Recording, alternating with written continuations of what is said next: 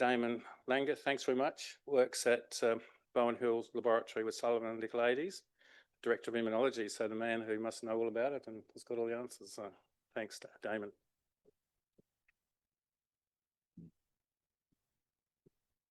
Thanks very much. So much as was alluded to, immunocompromised means, well, what do you mean by that? So what we're really talking about and what most people think of is something that gives you an increased risk for infection. But most things don't increase your risk for most infections. They just increase your risk for some infections. So if you look at side effects of drugs, people generally don't get everything, otherwise the drug wouldn't work. And even the most powerful chemotherapeutic agents only generally knock out some of your immune system. They can do it pretty well. And even then, you only tend to get some infections. People forget that aging, and if you get diseases associated with aging, not of aging, but so if you're a smoker and you've got COPD, that's an immune deficiency. It's not a systemic immune deficiency, but it's a local immune deficiency. Having structural lung disease of any form is an immune deficiency. A third of people with allergic rhinitis get immune deficiency because they get common colds more easily than others. They also just get rhinitis, but they also do get viral infections more often. Some people with asthma, maybe a quarter, some probably less, get viral triggered asthma, and that classically is in people who've been relatively stable. Maybe they don't take their inhalers because they're so stable, and then they get a virus, not COVID, curiously, but one of the viruses that doesn't do it.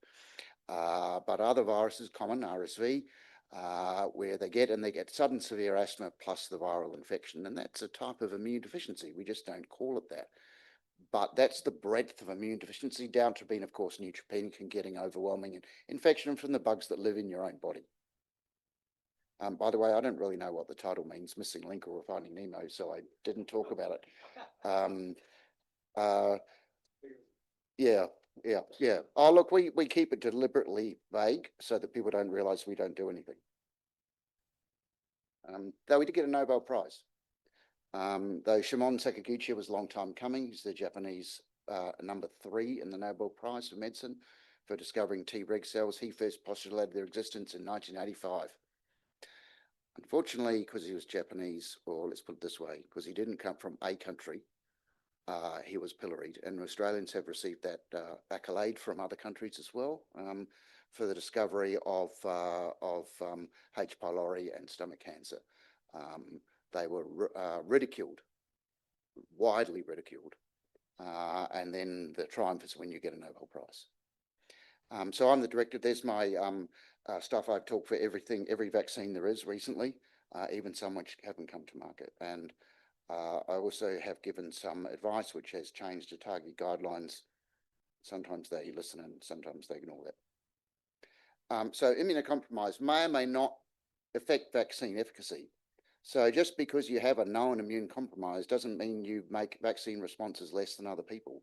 And you have to think, well, what type of vaccine, what kind of immunodeficiency have they got? And age counts. So we went through this period in medicine, and everyone's been through these periods where you discover something, then you pretend it wasn't as important, then you discover it was important, just not in exactly the same people you thought it was before. So, you know, I did medical training in New Zealand. Everyone thought asthma was this kind of mild disease. Then half the country had asthma, and then it got wound back to a significant number of people have asthma, and we can treat it. And it is a long-term disease. So immune senescence, your immune system gets older than you do more quickly, even if you are a bastion of society and healthcare. So in other words, you haven't smoked, you don't drink very much alcohol, you have a normal BMI, or if you're over 65, a BMI that's slightly higher than 25, because that's advantageous in a study. So that your immune system is less good than someone who's 50, and it's less good than someone who's 40, on average. Of course, we can't pick those people. So in other words, if you are 80, your vaccine response is on average probably 40 to 50% less than if you're 50. And sometimes that's enough for you to really not make much of a response, or that your vaccine response is short-lived. Our data in 80-year-olds across all of the recent trials is so small that you can't make any generalization. Like, you couldn't even confidently say it wasn't very good, because there aren't enough numbers, but it's not very good. And if you're over 90, all bets off, because there's not a single person, as far as I'm aware, in the studies, the registration studies for all of the modern vaccines, including seasonal flu, that involves people over 90. We know that men probably make vaccine responses slightly less than women, which is curious because they also do get genuine man flu. It is a real thing. Not the whinging, but the fact that you die more quickly from actually the viral infection. The whinging is separate. That's a cultural thing. Because as you know, some cultures treat things very differently. But it is a real thing. So men get more viral infections because their viral response is less good than women. And they're more likely to have severe consequences from that. That's just a natural history. There are long treatises into why that might happen, and there's no answer as yet. And the sort of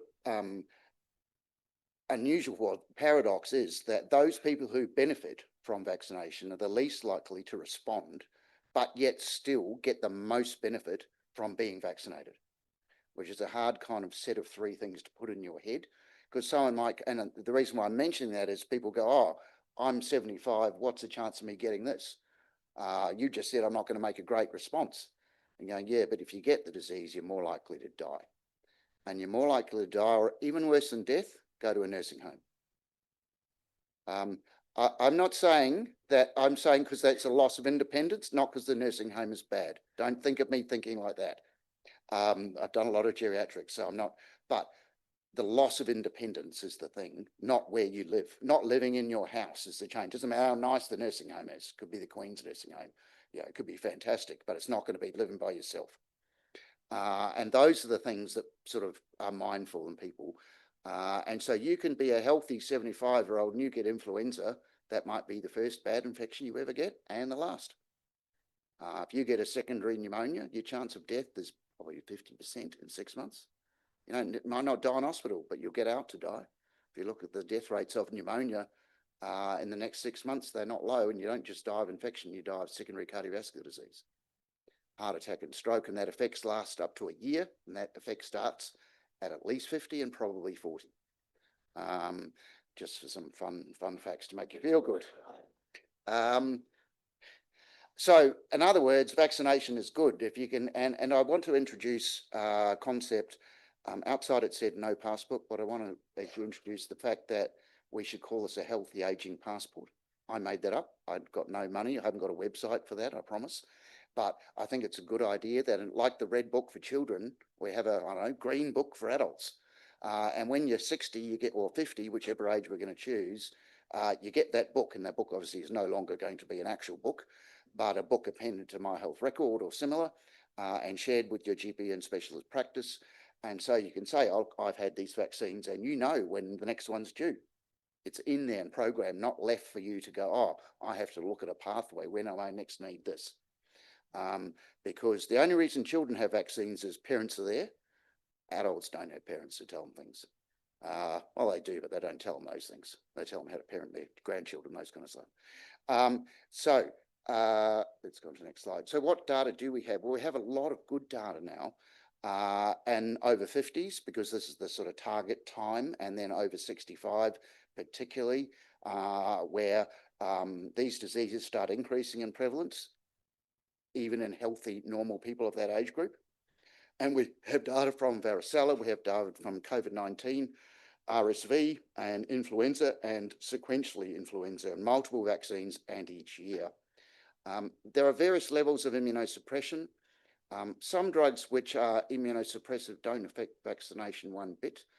So, for instance, and they don't affect some infections. So, curiously, a colleague of mine who unfortunately is no longer with us started an international research group during COVID-19, and we quickly discovered that TNF inhibitors, drugs for rheumatoid arthritis and Crohn's disease, amongst others, did not in fact alter your risk for COVID-19 or after COVID-19 at all. Zero. Before then, the a priori idea would be it would, but it does not. And that was exceptionally useful advice because you did not need to tell people to stop their treatment. And until we get real world evidence, we give a sort of blanket advice, which is not evidence-based, and there's a lot of non-evidence-based medicine about live virus vaccines because they never gave it to these populations. They haven't got a clue whether they're dangerous or not. It's just, oh my God, let's not do any harm. Depends on your risk, of course. Some medications are exceedingly good at stopping vaccine responses, and those are B-cell targeted drugs for lymphoma, for rheumatoid arthritis, and for a whole host of diseases. And then CAR T-cell therapy, which you will have heard of, which is essentially even more destructive targeting of B cells, amongst others. And that is profoundly immune suppressive and blocks your vaccine response, probably for at least a year. We know that if you have rituximab, a drug that depletes B cells, it's given as an IV infusion, used for lots of different indications. You get, with the seasonal flu, 13% of a vaccine response as per your age group. That's not actually worthwhile. When I was seeing patients, I used to tell to have it, it's worth it because you're at greater risk, but practically speaking, you're really not going to make any difference to an epidemic with that, unfortunately. We do not know whether giving the adjuvanted vaccine, say on more than one occasion, is more likely, but our priority it is because it's just a better vaccine. So there's nothing special about giving it to old people. It's just a more immunologic vaccine. And it would be nice to be able to give that vaccine to immunosuppressed people who don't meet the age group, so not greater than 70, but we can't. I mean, you can, but it's not funded for that and not licensed for that, which is slightly more important. Not if you're an immunologist, because trust me, for 30 years, I didn't have a single drug that was actually on the PPS or on TGA approval that I used. So if we'd stuck to that, everyone would just be dead. I'm not kidding. You think I'm making it up. There are all these drugs we use as standard of care, and you do a drug talk. Oh, you can't say that. What do you mean I can't say that? We've used this drug for 30 years. Yeah, but it doesn't have a TGA license. Drugs like azathioprine has a license for leukemia and almost nothing else, despite the fact we've used it for lupus and rheumatoid arthritis and on. The rise of adjuvanted vaccines, and not just mRNA, but adjuvanted vaccines, and using an adjuvant that's different. So a lot of adjuvants now use a saponin. If you've ever been to a river and seen froth on the river, that's saponin. So it's released from various trees, and saponin, like it sounds, is soap. So it makes a soap. And we're not soaping people, trust me, but that's a saponin in the tree resin. And these have been isolated from a particular tree in South America, which I forget, and it's circularized structure, and it happens to make B and T cells stick together and talk together. So, and that's the first time that's happened. All of the old adjuvants like alum and formaldehyde did not do that, and mercury did not do that. They just boosted B cells. And so that's why the length of time of those vaccines wasn't so great, often 5 years. But now we're getting out, particularly with VZV, where there is 10-year data. We can't say anything about RSV because we don't have 10-year data. Influenza is not useful because the virus changes every year, so it doesn't really matter what your 10-year data is for a virus that's not around. But for varicella, we know that you're getting down to about 75% coverage if you're vaccinated age 50 at 10 years, because there's a 10-year data out. Maybe that at some point, and when I say maybe, in my opinion, 100% chance that you need revaccination. Just exactly when, we don't know. If you've had a bone marrow transplant within a year, you still get, with modern vaccines, you can get 65% coverage. That's way better than we used to use. We used to vaccinate before, but we just sort of guessed whether it worked. And trust me, don't ask for vaccine levels through your lab, whoever you use, because we will not be able to give you to them. They're not a commercial test.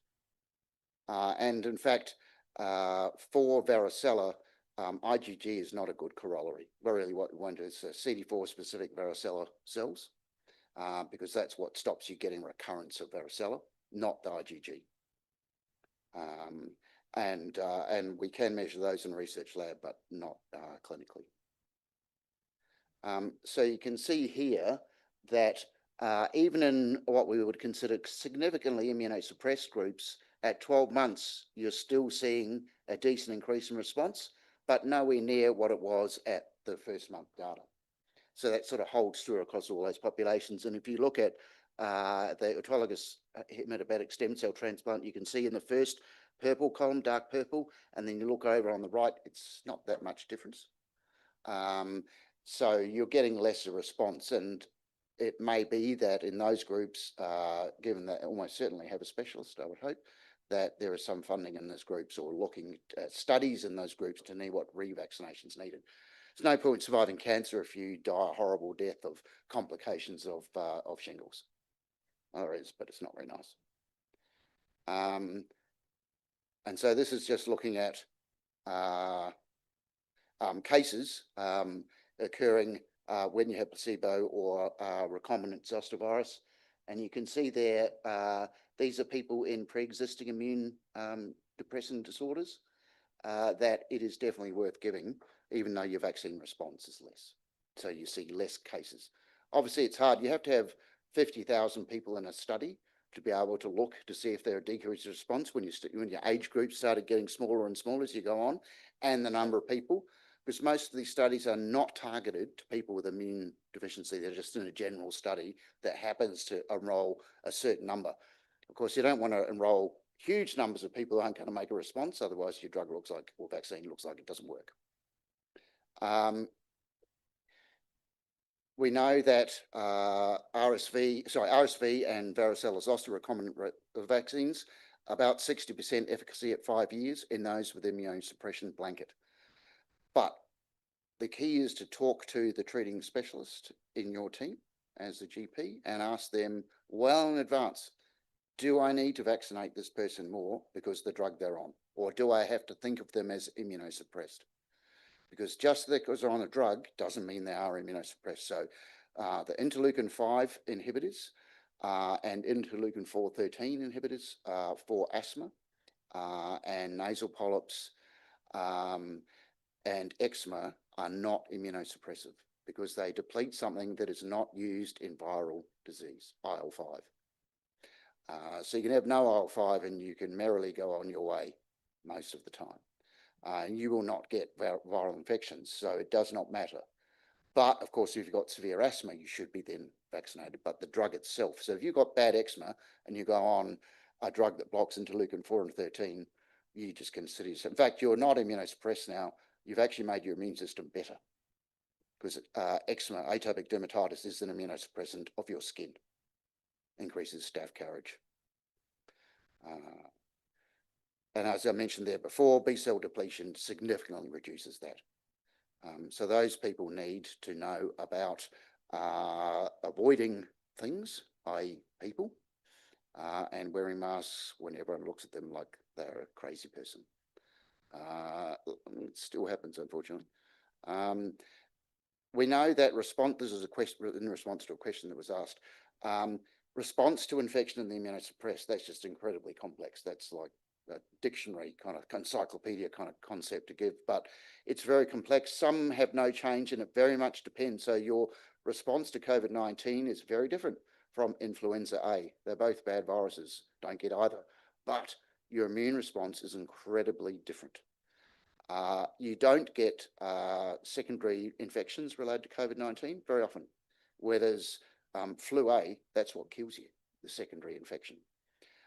You don't get some para-immune things that occur after influenza A. You don't get glomerulonephritis after COVID, but you do get other things after COVID. The general concept is that you assume that you are more likely to get infection and it's more likely to be more severe and that you may have a greater shedding time. So we know all of this concept now from COVID-19, but it may well also apply to lots of other viruses as well. We know that complication rates increase. So if we look at shingles, along with age, if you're immune suppressed, you're more likely to get post-herpetic neuralgia, significant pain that's likely to persist. Your mobility is likely to be worse, and you're more likely to be hospitalized within 6 months. So all dreadful things. And if you're looking at it from anyone who cares who's in power, that costs money. And so stopping those is a good idea. And as we've seen, it still works in immunosuppressed. I just want to reiterate my concept of a healthy aging vaccine passport / program. And so that you can, in quotes, bully people to say it's not just for you, it's for your grandkids. And I think that's something you can't use the other way around, but that's a powerful message, is that you're not just doing it to keep you healthier. That's a good idea as well, but we're going to make sure your grandkids, when you see them, are going to be healthy as well. I think it's a powerful argument. It's a perfectly legitimate argument. And we have to introduce the fact that patients sometimes are very good advocates for this as well. So they go to clubs, they go to play bridge or bowls, and if they spread the message that vaccines are good, it'll counteract the, well, to some extent, the lunacy that is out there that they aren't. We know that as you get old and times are sort of up, that your programmed cell death, which is the key way we get away from viruses, we commit suicide, but we do it in a very controlled fashion. So viral cells are killed or kill themselves. That's how you stop a virus. So it's important that you do that early. If you do that late, as per older people in COVID-19, then you have so much cell death that you inflame yourself and you die of consequences. And that's why old people die of COVID-19, the intense immunologic consequences. I've talked about that already. Talked about that. The other thing, just as a final thing before I round up, is that diabetes is now a known risk factor for nearly every viral infection.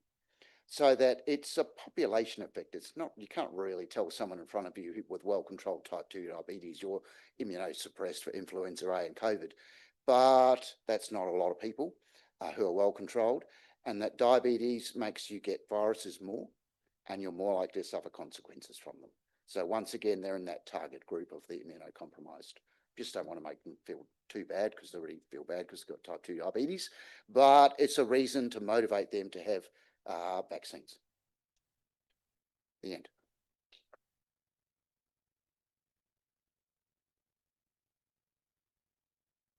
So thank you. So can we, Anastasia, distribute the workshop 3 paperwork? So we'll just spread that, but having some advance notice of what's on that. So in the workshop, in case A, so this is, Damon, I want you to answer this. We're going to be asked, someone's on rheumatoid treatment, methotrexate and adalimumab. That's a yeah. TNF Or, inhibitor. so can you just help everyone take notes on that, because they're going to be asked to ask a question. Sure. So this is the cheat comment before we ask it. Yeah. Methotrexate, we now have really good data. We did not have this data up until slightly before COVID-19. So a Korean group published a paper looking at influenza vaccination in those on methotrexate. We had not considered it to be much of an immunosuppressant, because it isn't. Trust me, it's barely more than non-steroidals. But it's particularly good at stopping vaccine responses. So it reduces your influenza A vaccine by about 2/3, which makes it close to useless if you're looking at a population scale vaccination. Because if you're only going to get 65% coverage, if you get 65% of those, all those on methotrexate, and you're getting 1/3 of 65, you're down to 20%. That's not a great ad for the person wanting to have the flu vaccine next year. And that data showed that if you stopped 2 weeks, your vaccine responses came close to normal. Now we've got data both with COVID-19 and influenza A that you only have to stop for 1 week. And obviously you need to coordinate that. Now, there will be people who have flares with their disease, whatever it is, but that's in the recommendations, that if you can, in a coordinated setting, in a team setting where you talk to the specialist, general practitioner and anyone else involved in vaccination, that you time it so that seasonally it works and that the arthritis is best controlled, or whatever disease they're on for the methotrexate. Thank you. That's really useful. And people don't know how useful it'll be when they're answering the questions, but they'll be delighted. And then just as a pre-exam help, 75-year-old female, stable interstitial lung disease. So my question's got 3 parts: steroids and that, how much immunosuppressant. Then the second part is mepoluzumab and benralizumab. For previous so they treatment. benralizumab and mepoluzumab, both IL-5 inhibitors. They don't have any known increase in risk across any study of any infection. Okay. Not at all. So, And and then the steroid. and steroids, if you're on steroids, that immunosuppresses everyone at week 1 from any dose. So we now have really good data in the lupus space and rheumatoid space that even 5 milligrams a day, your risk of infection is greater.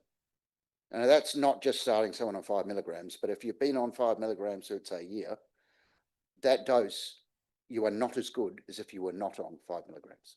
And that's different to what I would have told you 2 years ago. And when I was on Atagi, we were tossing the coin, so we decided 20 milligrams for a day was a good immunosuppressant, but I think we made it up then. Yes, and it probably is less. We just can't tell you. I mean, I think personally that it's a population risk. Atagi is dealing with populations, and we have, and I spend my life banging on about how steroids are really bad for you, and not just bad for you in one way. There's no way they would be licensed today, ever. And they don't have side effects; they have effects. They're predictable, but they're immunosuppressive. So if you're on 5 milligrams, you are immunosuppressed. Yeah. So apart from hypertension, osteoporosis, and diabetes, they're great drugs. Yeah. Aren't Apart they? from that, fantastic, and pneumonia and death. Yeah.